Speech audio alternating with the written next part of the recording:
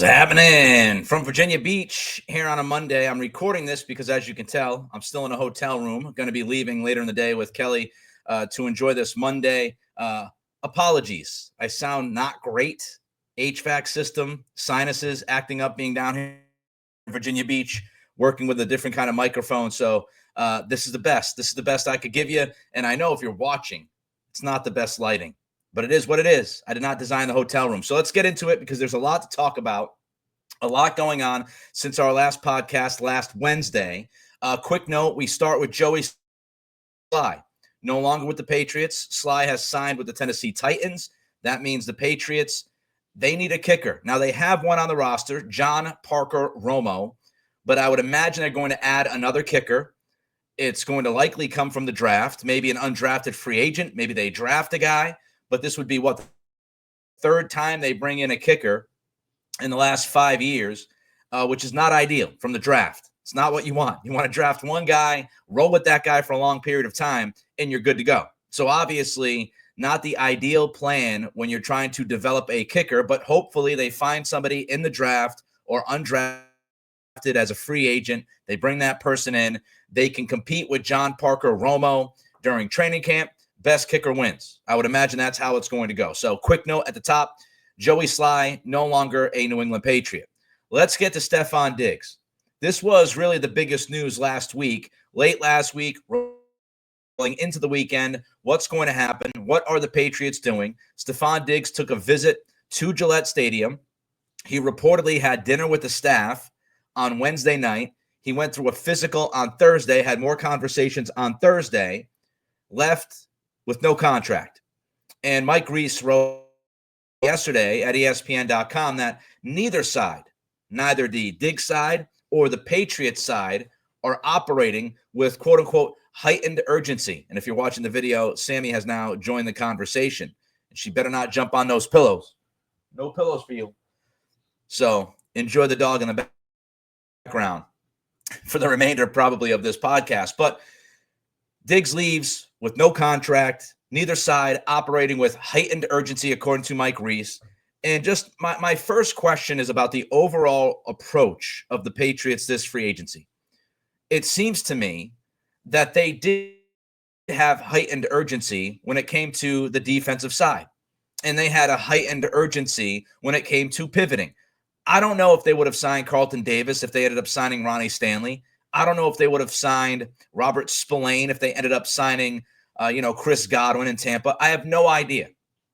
But just looking from the outside in, and we never truly know because I don't have a bunch of people inside that organization texting me the details. But looking from the outside in, it certainly seems like they were very urgent on the defensive side and not as urgent on the offensive side when they found out they were not going to sign Ronnie Stanley or Chris Godwin. Just how it feels, right? Defensively, Milton Williams, having a conversation with them. He's about to sign with Carolina. The Patriots show that urgency. They end up trumping the offer from Carolina in the last minute, showing that urgency and closing the deal with Milton Williams. Harold Landry, they had urgency even before free agency began to land him on a contract. So they had that urgency with both of those guys. But on the offensive side, it was more wait and see. And it still remains wait and see. Cam Robinson, who we'll talk about a little bit later in this podcast, he was out there. If the Patriots showed a little bit more urgency, if they were willing to pay him a little bit more money, would he have picked New England over Houston? I know that Phil Perry is reporting that he chose Houston, but the devil's in the details. Did the Patriots offer him more money than Houston? All we know is that the Patriots offered Cam Robinson a quote-unquote competitive offer, and that's coming from the Patriots. What's a competitive offer? Same money, little less money, little more money? Did you show the type of urgency that you should have to lock up a left tackle who's played in the league for a number of years? I don't know the answer to that. Again, I'm just telling you from the outside looking in, the way that it feels, the way that it looks, is that the Patriots are waiting and seeing about offense. They took their time with Cam Robinson. He goes to Houston. Stefon Diggs. They bring Diggs in to have a conversation. They have a dinner. They have a physical taken. Now, would Diggs sign with the Patriots if the Patriots decided to show a little bit more urgency and dump a contract on the table? Again, I don't know, but it certainly feels like the Patriots are not showing that level of urgency to just get the deal done. Don't allow Stefon Diggs to leave the building without a contract, right? It doesn't feel like that urgency is there on the offensive side, which still confuses me. And it continues to confuse me because the number one priority is to make sure you take care of Drake May. Now, as far as Stefon Diggs, I would be 100% in on Diggs. Number one, the guy was on pace for 100 catches last year before he got injured. So he was still producing. And that's with CJ Stroud not having as good of a year. That's with the Houston offensive line struggling, which is why the Texans have pretty much redone their O-line. That's with the former offensive coordinator, right? Because they decided that they had to move on from Bobby Slowick. Bobby Slowick went from the hot name last year to being unemployed this year. All those things were going on with the offense. Diggs has to learn the offense, and he was still on pace for 100 catches and over 1,000 yards with the Texans last year. So he's still very, very productive. The analytics would tell you, we went through some of the analytics going back several weeks ago. The analytics would tell you that Stefon Diggs still gets open. He still gets open. He still creates separation between he and the defender. He got open plenty in Houston last year. He caught everything thrown his way. So still a very, very good route runner, still consistently getting open, still catching the football at a high rate, and the productivity was there. Given all the circumstances he was dealing with in Houston, the productivity was still there. Now, the health question. It's a legitimate question. It's a fair question. It should be a question that's asked. And obviously, that's why Diggs took a physical, even without signing a contract, because he wanted to prove to the Patriots that he was healthy, or at least ahead of schedule. The Patriots had him take that physical to see how far along he was in the process. But even if Diggs comes back in 2025 and is 80% of the wide receiver that he was prior to the ACL injury, he is still better than any receiver the Patriots have in that wide receiver room. Even at 80% right now. At 80%, he is better than every single solitary wide receiver that you have on your roster. So I'd sign him. And I have more thoughts on Stefon Diggs in a minute. But before I get to that, don't forget to help us out. Build this community. Click that thumbs up button as you watch us on YouTube. Don't forget to like the podcast. Don't forget to throw your comments in as well. Are you in on Diggs? Like I'm in on Diggs.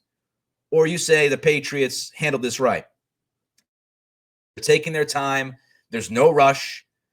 Don't really necessarily need Diggs right now in this moment.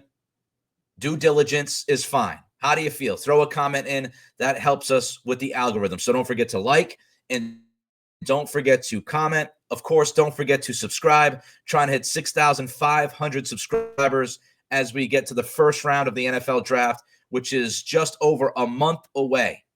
Can't wait for the NFL draft. Going to do a live pod that night like I did last year. Don't forget to like, comment, subscribe. My friends at Spotify, Apple Pods, rate, review, and follow as well. All right. Some closing thoughts on Diggs. I have a few more thoughts on him. What about his character? What about his personality? What about his approach? We have seen Diggs yell at young quarterbacks, right? We've seen him get very emotional on the sidelines. And inevitably, there's the question of how would Diggs mix with Drake May? And you look at the Patriots, they were reportedly concerned about DK Metcalf, but Phil Perry has recently reported that they still were interested in DK Metcalf, but they found out DK Metcalf was not interested in them. That's the story Phil's been told from his sourcing. So even though DK is a very emotional guy, even though DK had some things between he and the team and he and the quarterbacks in the past few years, the Patriots still got to the level of interest that they were about to offer something to Seattle to try to make a trade work. And they were also, according to Phil Perry, willing to pay the money that DK would have wanted on his new contract extension. But DK wasn't feeling the love. He wasn't reciprocating to New England. That's Phil Perry's story. So the Patriots, they did have some level of concern with DK Metcalf and his personality, but they got to the point where they were comfortable. How about Diggs? Well, here's what Mike Reese wrote about Stefon Diggs. One coach who worked closely with Diggs told ESPN he is one of his all-time favorites because he, quote, loves football, practices hard with purpose, and wants to be coached, unquote. Adding that, quote, he's a warmer person than the stigma that follows him, unquote. So one coach, a big fan of Diggs. Karen Guregian of Mass Live wrote this. While Diggs does have the reputation of being a diva, demanding the ball, and showing his displeasure if he doesn't get it, not what Mike Vrabel is looking for, by the way, Diggs does fit the culture equation in other ways. Karen writes he's tough, competitive, has no problem going over the middle. Those are qualities Vrabel would love in his receivers room. Mike Giardi wrote about Stefon Diggs. Diggs is familiar with new wide receiver coach Todd Downing. The two overlapped in Minnesota. Josh McDaniels' brother Ben was Diggs' position coach this past season in Houston. Diggs also was named a team captain, which flies in the face of his reputation in Buffalo and Minnesota. So Karen Guregian, Mike Reese, and Mike Giardi all saying, look, the reputation is the reputation. And yes, he can be a little bit of a diva. He wants the football. By the way, so does like every other receiver in the history of the sport. So yes, he wants the football, but there are qualities that he brings to the table that are really good qualities. He works his tail off. He practices hard. He's willing to go over the middle, do the small things on the field, right? So that competitive nature and that hunger is seen as a good thing from the Patriots. So don't let the reputation destroy Stefon Diggs because you might see him for 20 seconds on the sidelines explode at Josh Allen because he's not happy about something. Sometimes you got to put that into its context and realize this is somebody who's in the facility, hours upon hours every single day, putting in the work, and behind the scenes, apparently, is not as much of a headache as you might think. Diva, yes. Headache, not as much. And Diggs knows the situation in New England, right? He knows what he's getting himself into if he signed with the Patriots. He knows that it's a young quarterback. He worked with Drake May. He worked with Josh Allen. It would be very similar skill set as we've all talked about with Drake May. So he has worked with young quarterbacks. He worked with a young quarterback last year in C.J. Stroud, second season. So he knows what he's getting into if he signed a contract. Now, physically, again, the question is, where is he? How's he feeling? What's he look like right now?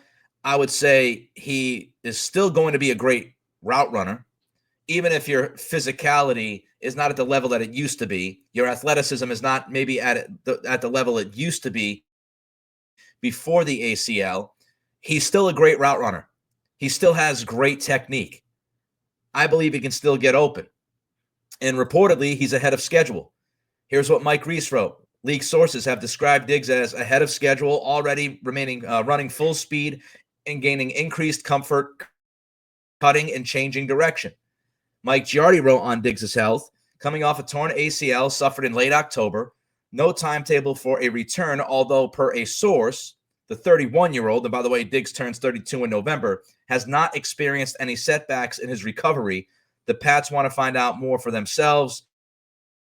Diggs is unlikely to be a full go for the start of training camp, but a return to game action in under a year is not uncommon. And Giardi brings up Kendrick Bourne. He blew out his knee on October 31st. He suited up for the Patriots this past season on October 6th.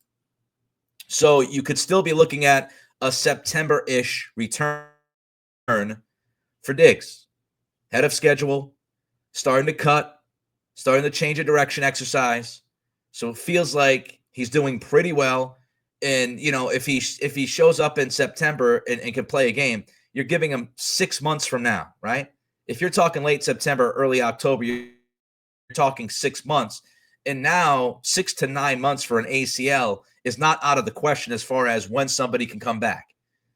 So it sounds like he's ahead of schedule, and it sounds like he would be able to return. Of course, if you have a setback, you have a setback, but it looks like he would be able to return at the beginning of the season. Maybe not at the very beginning, but the early stages of the season.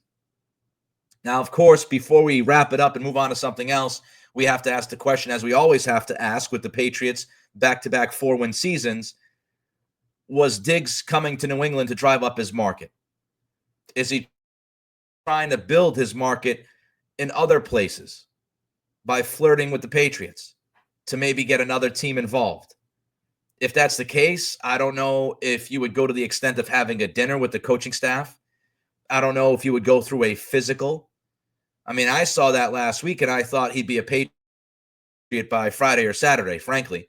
You go to dinner with the staff, you take a physical. Usually the next thing that happens is you get a contract signed, sealed, and delivered. Didn't happen. Did something come up during the process? I don't know. But this seemed to be a pretty in-depth visit.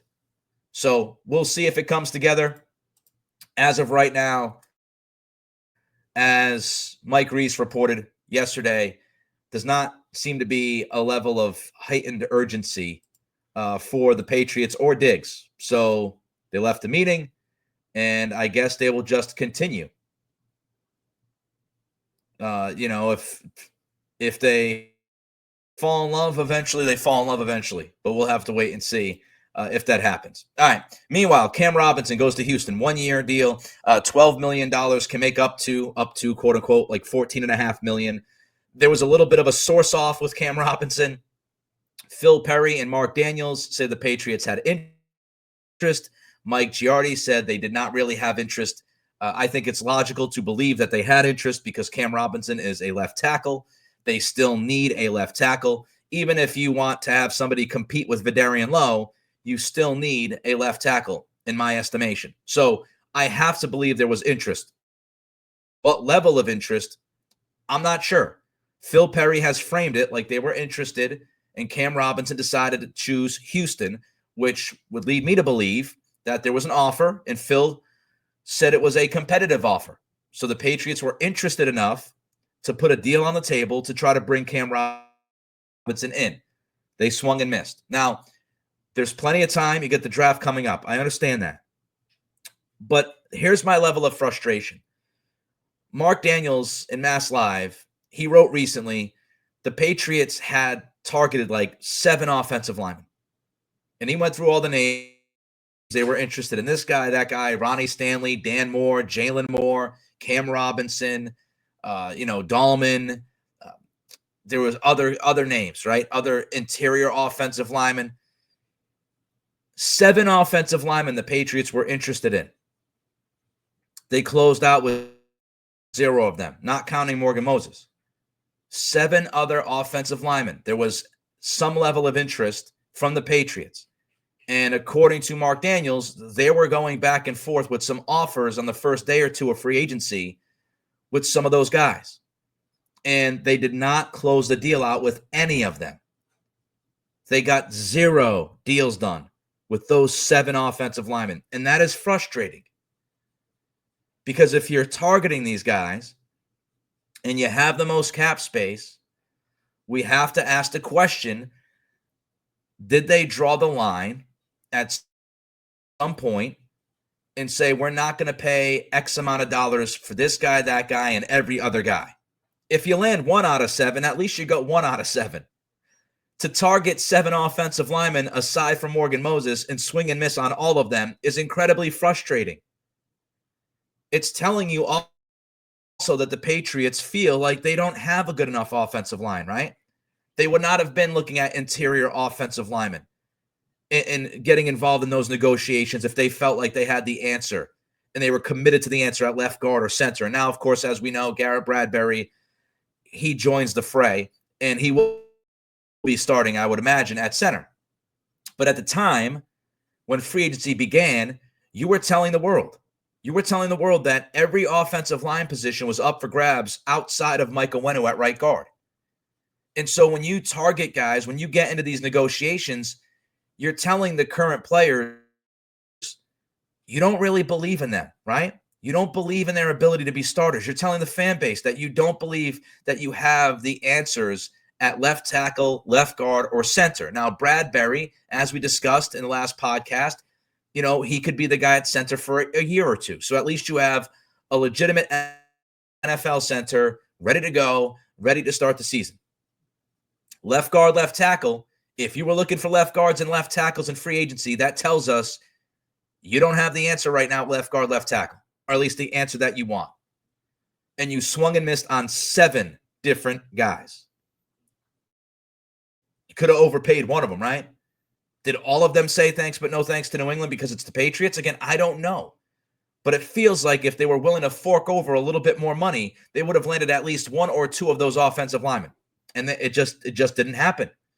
So Vidarian Lowe is your starting left tackle right now. If you're wondering about Jedrick Wills, we touched on this on a prior podcast, but it sounds like there's a lot of questions about his knee and whether or not he's going to be healthy. And some teams just flat out are not interested in him because of the knee issue. Now you have to draft a guy. I said this in the prior podcast. Left guard, I believe they can survive, right? Between Layden Robinson and Cole Strange, I feel like they can survive. Maybe even Jake Andrews is involved. He apparently has been at the facility. City So you still have on the roster.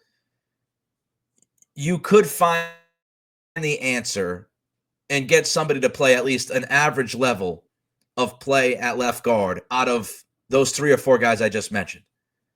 Left tackle, it just feels like you need somebody there that is going to be able to at least compete with Vidarian Lowe, and in a perfect world, beat Vidarian Lowe out for that job. So now you go into the draft because you're not going to really find the answer in free agency. Everybody's been taken up. So now you're looking at it and you're saying to yourself, we've got to draft at least 1 offensive lineman, if not multiple offensive linemen. And that's not the position I wanted the Patriots to be in heading into the draft, because that's when mistakes can happen. And I just hope, I know Elliott Wolf over the weekend, Karen Garigian was at the season ticket holder draft party that the Patriots have. And I know Elliott Wolf continues to pound the idea that they're going to draft best player available. I just hope they stand by that. And I know they're desperate for offensive line help on the left side, especially left tackle. I know it. You know it. We all want them to get that answer at left tackle figured out for the next 8 to 10 years. But you don't reach for need, especially when you're drafting 4th overall. Now, if Hunter, Carter are not there, and you think that Will Campbell can be a left tackle, and you draft Will Campbell, you just have to make sure you nail that evaluation. If you think Armand Membu can be moved from the right side to the left side, you have to nail that evaluation. And I wonder if the Patriots would have any hesitancy with drafting Armand Membu, thinking he'll go from the right to the left, after they thought the same thing with Caden Wallace and Chukwuekorfor for, and neither of those worked out last year. Are you willing to jump in that pool again and draft a guy who's played on the right side? I don't want them reaching for need. I don't want them reaching in the 1st round, 2nd round. I don't want that. Now, maybe the answer is that you move up into the 1st round from that 38th pick. You get aggressive so you can draft somebody like Josh Connerly, Josh Simmons, one of those guys. I know some people like Ariante Ursary. Maybe you get aggressive and you move back into the late 1st round. You move somewhere into the 20s of the 1st round, and you draft your tackle at that point. But then you have to ask the question, how much do you have to give up to move back into the 1st round? And, if you could have signed one of those tackles in free agency, you would not be in a spot to feel like you're going to get put over a barrel by the other team. Because if we know the Patriots need tackle help, the rest of the NFL knows that they need tackle help. It's an issue. I don't want them to reach, and I hope they don't have to give up a ton because they feel like their hand is forced and they have to draft a tackle. Couple more thoughts on this. I'm frustrated. The season's not over. It's 5.5 months away from kicking off. Again, we still have to go through the draft. There still are some guys out there in free agency that can help, like Stefon Diggs. But I think it's fair to feel very frustrated that we are a week away from the month of April, and the Patriots, 2 of their biggest needs were left tackle, wide receiver, and they have not done much of anything at those two spots. They have not signed a left tackle. Left tackle, again, is still Vidarian Lowe. Same situation you had. And the only wide receiver that you have added is Mac Hollins. Now, here's the optimism. Here's the hope. The hope is that Travis Hunter falls to 4. You draft Travis Hunter. He is now your lead wide receiver for the next 8 to 10 years with Drake May. The Patriots can work out a trade, get back in the late first round, and draft a left tackle. And then you get out of that first night of the draft with your young wide receiver, Travis Hunter, and your left tackle of the future. But a lot has to go right. Things have to fall into place. Hunter has to drop to 4. 2 quarterbacks have to go in the top 3. A team has to be willing to trade with you so you can get back into the first round. You have to be willing to give up what it's going to take to make that trade. A lot of things have to fall into place. And that's why it's a bummer. And I'm not telling you that Cam Robinson is some great left tackle, but he's better than Vidarian Lowe.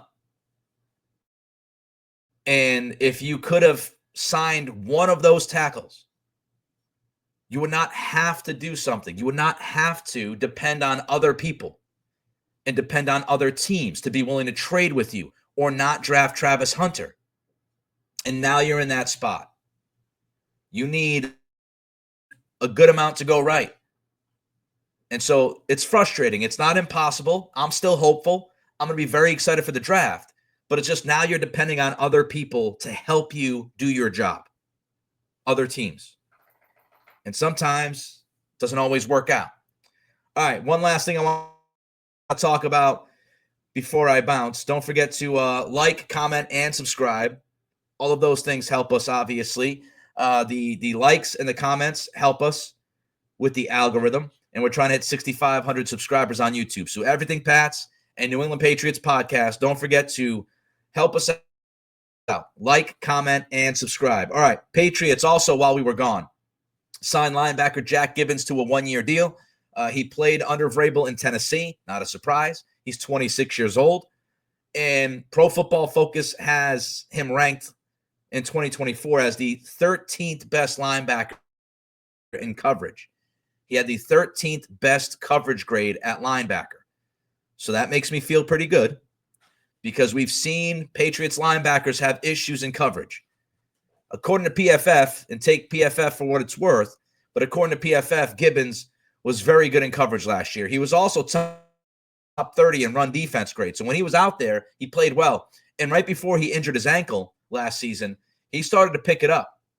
He had like 14 tackles against the Patriots. I think the next week he had like 15 tackles, and then he hurt his ankle. So he was really starting to produce. Of course, Tennessee decided not to tender him an offer, so they don't believe in him. They don't think he's the answer. How much of a role will he play in New England? We'll have to wait and see. He played 234 snaps last year in 10 games before the aforementioned ankle injury. We'll see what happens. Christian Ellis, the news could be out by the time this podcast gets launched at 3 p.m. It's currently 20 of 1. The Patriots have to answer the Raiders. The Raiders offered Christian Ellis a 1-year deal. The Patriots have the right to match that offer. We'll see if they match the offer. If they don't match the offer, Christian Ellis is gone. He goes to Vegas. Now, the other guys that I think are a little more important to focus on, Jelani Tavai and Jawan Bentley. Those have been your 2 full-time linebackers. Bentley, obviously, with the injury last year. Tavai was banged up, had a miserable season. I think he was miscast, trying to play a role that he doesn't really fit. And you wonder if Tavai and or Bentley are on borrowed time, if they are officially on borrowed time at this point. Because you got Spillane, you got Gibbons, especially if you bring back Christian Ellis, if you match that offer from Vegas, you got 3 linebackers. Tavai, Bentley, Bentley has been a captain for this team. You're going to slide him down to like the 3rd or 4th linebacker. You gave Tavai an extension last year. You're going to pay him that extension where he's the 4th or 5th linebacker. So we'll wait and see. Tavai would seemingly not fit very well with Mike Vrabel's defense. Maybe he does, maybe he doesn't. Maybe they want to change some things around.